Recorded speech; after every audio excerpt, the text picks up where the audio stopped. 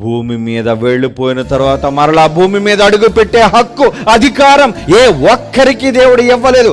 అది బైబిల్ చెప్పిన నిజం. ఎన్నడూ ఇంటికి రాడు, అతని స్థలమే అతన్ని మరిచిపోతుంది అంటున్నాడు. చూడండి, అంటే చనిపోయిన తరువాత జరిగే వాస్తవాలు ఇవా? అవును. అబద్ధాలను నమ్మి, మరొక జన్మ ఎత్తుతానని నమ్మి, మనిషి వ్రాసిన కట్టుకథలను నమ్మి, ఎందుకు పుట్టాడో తెలియకుండా ఈ ఉన్న విలువైన జీవిత కాలాన్ని ప్రేమల కోసం, అవునా, ఏమిటి ప్రేమల కోసం ఎంతమంది చచ్చిపోవట్లేదు చెప్పండి?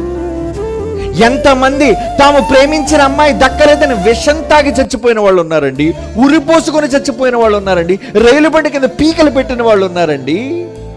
ఎంత తప్పు చేశారో తెలుసా వాళ్ళు? మరికొన్ని సందర్భాలండి, ఇద్దరు అనుకుంటారు ఇంకా మనకి ఎలాగా పెళ్లి చేయరు మన వాళ్ళు, కనుక ఏం చేద్దాం, ఇద్దరు కలిసి చచ్చిపోదాం. దేవదాసు పార్వతి అలాగే చచ్చిపోయారు. దేవదా మనం చచ్చిపోదాం, మళ్ళా పుడదాం. ఈ అబద్ధాలను నమ్మ మోసపోకండి. విలువైన జీవితం ఒకే ఒక్క జీవితం, దేవుడు మనుష్యులకిచ్చే అత్యంత విలువైన ఈ మానవ జీవితం.